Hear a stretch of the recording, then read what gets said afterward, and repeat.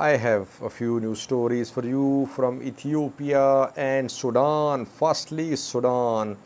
At least 4 protesters have been killed in a Thursday's demonstrations. Tens of thousands took to the streets in Khartoum and other major towns and cities of Sudan on Thursday.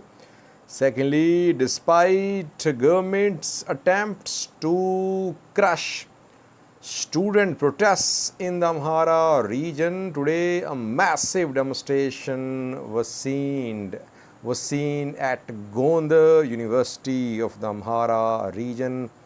We have a clip for you. Thirdly, Tigray viewers, more than a week ago, rainy season kicked off in Tigray. Since then, off and on, rains are being reported, and rainstorms are also being reported. We have a clip for you showing that streets of Mekelle were flooded with rain water. In some other areas, reportedly, properties were damaged due to these heavy rains. Why is that Tigray government, Tigray media is not sharing anything about the losses suffered by the people in Tigray due to these heavy rains? Fourth news story is about a briefing by Demeke Mekonnen, Deputy Prime Minister. Today he briefed only African ambassadors in Addis Ababa. What was the purpose of this briefing? Only African ambassadors were invited. Fifthly, we have a news story from Humera town, Western Tigray, where there is Humera Polytechnic College, which graduated new trainees today who completed their training. And lastly, Addis Ababa Islamic Affairs Council office was attacked today. Police intervened, office was damaged, security guards were beaten. Federal police has now released a statement. Sheikh Sultan Haji, who is head of Addis Ababa Islamic Affairs Council, also spoke. What happened there? Firstly, we have Sudan. Today, 30th of June, was the day for which massive demonstrations were being planned. On the 30th of June 1989, Umar al-Bashir, former dictator, seized power. For 2 decades, he remained in power. Then, after massive street protests, he had to quit in 2019. So, Sudanese today commemorated their win and they condemned Umar al-Bashir's takeover in 1989, as was expected. As I reported in previous videos today, Sudanese forces tried to contain today's demonstrations. Tens of thousands took to the streets in Khartoum, in twin neighboring cities, Omdurman, Naila, other parts of Sudan. There were massive demonstrations today. Tens of thousands, if not millions, took the streets today. And in Omdurman, police fired live bullets. At least 4 casualties are being confirmed. Sudanese doctor's body has confirmed that in today's demonstrations, 4 protesters were killed in Omdurman only, and they were killed due to firing, shooting by security officials. No statement from Sudanese government so far. Since the start of these demonstrations in October last year, more than 100 protesters have been killed so far. The protesters tried to march towards the presidential palace in Khartoum, but security forces stopped them from advancing to a presidential palace. Police fired tear gas, water cannon to stop the march of Sudanese protesters towards presidential palace. And in the clashes, several protesters have been injured as well. We're just reporting about 4 casualties. If 4 have been killed, it means that there would be dozens of others who have been injured. In Khartoum, in other major towns and cities, at 8 a.m., internet was shut down. Domestic call service was blocked. So that is why maybe in calming hours, though internet has been restored now, and that is why people are starting to receive information about what happened today. But this death toll could increase, and there could be number of people injured as well. In coming hours, we'll be able to brief you more. But stalemate is there, viewers. Street protesters want an end to military role in Sudanese politics. Military is there, running businesses, running companies. Hamati, vice chairman of Sudan's Sovereignty Council, right-hand man of Abdel Fattah al-Burhan, is involved in gold trade. Sudanese generals are running companies. Sudanese army is running dozens of businesses. And Sudanese army is the most powerful institution in Sudan. Despite intervention by the EU, the US, Middle Eastern countries, Eritrea so far, no solution is in sight, though some meetings have taken place in recent days, but still it seems that people are going to suffer.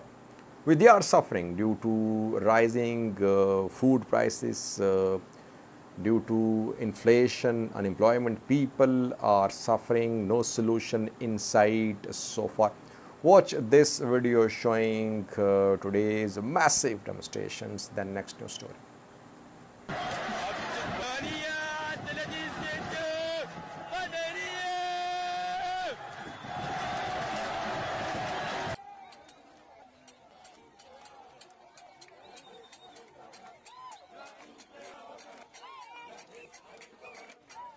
Second news story is from Gondar, Amhara region. We know that in the Amhara region of Ethiopia, university students have been protesting since Valaga massacre was committed last week, in which more than 300 innocent civilians, Amharas, Oromos and Gumas, were killed. Most of the killed were Amharas. That is why in the Amhara region we have seen massive demonstrations. Security forces have been trying to contain these student protests, and a crackdown has been launched against student leaders in Gondar. At Gondar University, we saw a massive demonstration 3 days ago when thousands of students, teachers, staff members protested at the university. After that, government launched a crackdown. At least 4 Gondar University student leaders were abducted, and several others too. Whereabouts of these student leaders are still unknown. We saw crackdown at Demeke Mekonnen University as well, but the crackdown could not stop students from protesting, and we saw massive demonstrations at Wollo University, Wuldia University, Bahirda University, Addis Ababa University as well. Today, once again, Gondar University students protested. Though the protest was inside the university, but it was a massive demonstration.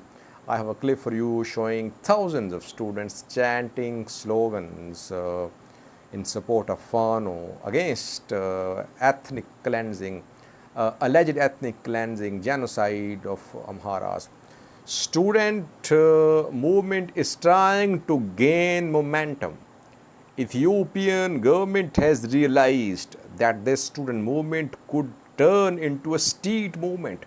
That is why 2 days ago, four security institutions, Ethiopian National Defense Force, Cyber Security Agency, Intelligence Agency, and Federal Police released a joint statement threatening students against becoming part of these demonstrations. But students are still holding these demonstrations, rallies, though the protests are inside universities mostly. Earlier, we saw demonstrations out of the university as well, like in Addis Ababa, we saw that students came out of the university and police then used force. Several were beaten, several were arrested. But today's demonstration was inside university premises in Gondar. Watch this video from Gondar University.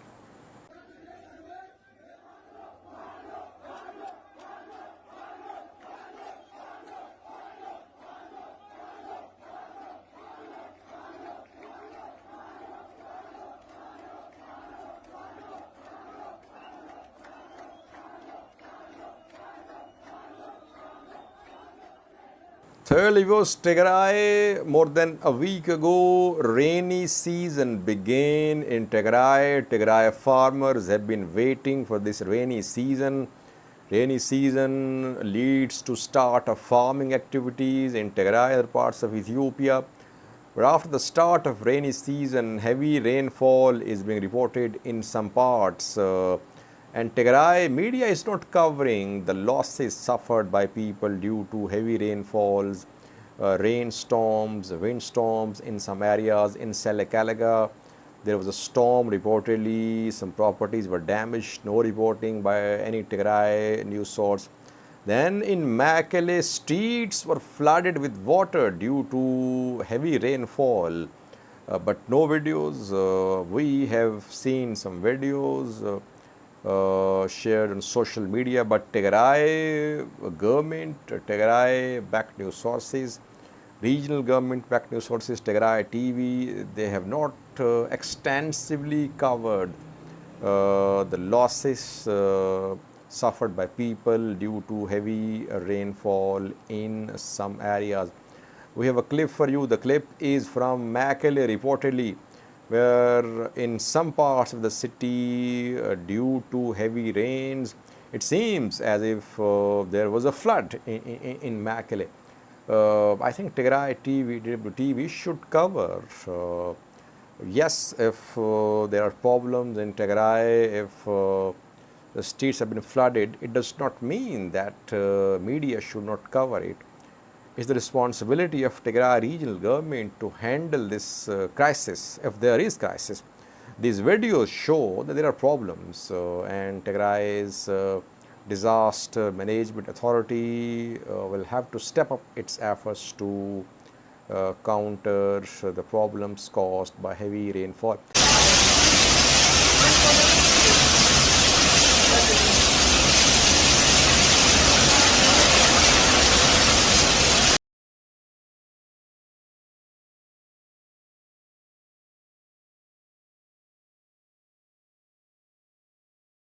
Fourthly was Demeke Mekonnen, a deputy prime minister, foreign minister of Ethiopia, today held a special briefing for Addis Ababa based diplomats, only diplomats from Africa. African ambassadors were invited to a press briefing, by Demeke Mekonnen today in Addis Ababa. What did he brief them? Why is that just African ambassadors were invited? The briefing focused on three main points. Firstly, the briefing focused on Ethiopia-Sudan border tensions. We know that after the killing of 7 Sudanese soldiers at the hands of an Ethiopian militia, tensions have been rising. Sudan military have launched artillery strikes on Ethiopian territories. Ethiopia says it is showing restraint. It wants to resolve the issue diplomatically. But Sudanese army, Sudan is angry that its 7 soldiers were killed after they had been captured. So Ethiopia clarified its position to African Union, African ambassadors in Addis Ababa today about this conflict. Secondly, GERD came under discussion.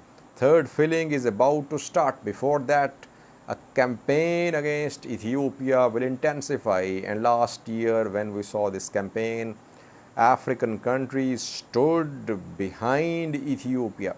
Ethiopia is expecting same support this year as well. Egypt, Sudan, they tried to rally international support, EU, UN, US support to put pressure upon Ethiopia to stop it from starting the second filling. But African countries backed Ethiopia, and Ethiopia completed the second filling. Now third filling about to start, and once again we are seeing attention on Ethiopia-Sudan border. International pressure could be there as well. EU spoke about GERD, and Ethiopia then warned EU that it should not be party to this conflict. Ethiopia has a right to start third filling. So GERD was discussed, and thirdly, viewers, upcoming talks between Tigray and Ethiopian governments came under discussion as well. Demeke is leading the committee which will hold talks with Tigray authorities in coming days, and he briefed African ambassadors about government's efforts for peaceful solution to Tigray conflict. Again, when EU, US were putting pressure upon Ethiopia, threatening to impose sanctions last year, it was African countries which supported Ethiopian government, and Tigray government in some recent statements called into question impartiality of African Union, but Ethiopian government has made it clear that talks between Tigray and Ethiopian governments will be led by African Union. The purpose of this briefing seems to be rally. It's an attempt by the government to rally support of African countries regarding these three issues: Ethiopia-Sudan border conflict, GERD, and upcoming talks between Tigray regional government and Ethiopia federal government. Fifth, viewers, next news story is from Humera, Western Tigray.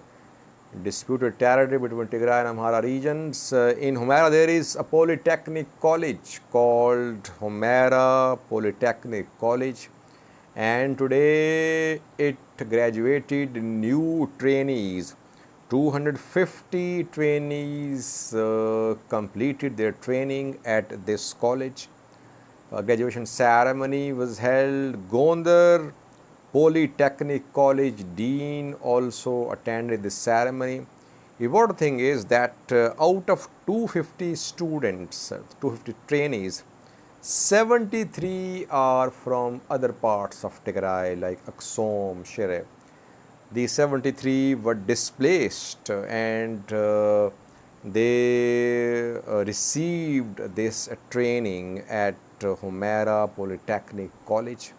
According to the dean of this college, that students from other parts of Tigray also received training, and they were part of the 250 who graduated today. So you see that Humera Wolqait under tight control of the Amhara region. Gondar Polytechnic College dean was there in Humera. Ethiopian National Defense Force has its deployments here, and Amhara region's claim is there. No signs of any stepping back. Amhara region says that Wolqait is Amhara. No question of talks over Wolqait. Tigray says Western Tigray is non-negotiable. Let's see. Maybe in coming days we could see some solution. Lastly, we have splits in Ethiopian Islamic Affairs Council are continuing today in Addis Ababa. Addis Ababa Islamic Affairs Council office was attacked.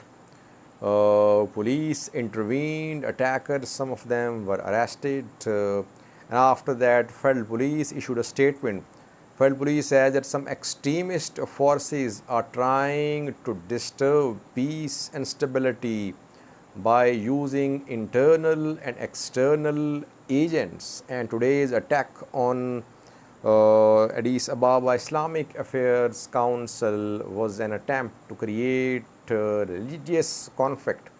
But attackers have been arrested. What happened there? Uh, it seems to be an extension of what happened a few days ago when Ethiopian Islamic Affairs Supreme Council split into two groups, one led by Mufti Haji Umar Idris, other led by Sheikh Ibrahim Tofa. Sheikh Ibrahim Tofa is from Oromia region, and Mufti Haji Umar Ismail is from Amhara region. Government is reportedly backing Sheikh Ibrahim Tofa group, and the organization has split. Its Addis Ababa unit seems to be splitting as well.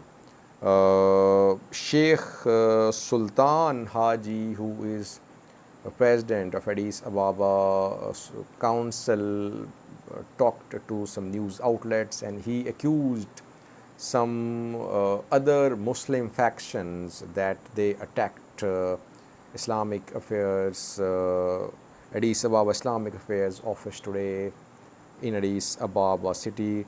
Situation is under control, no casualties, but reportedly security guards were beaten, building was damaged too in this attack.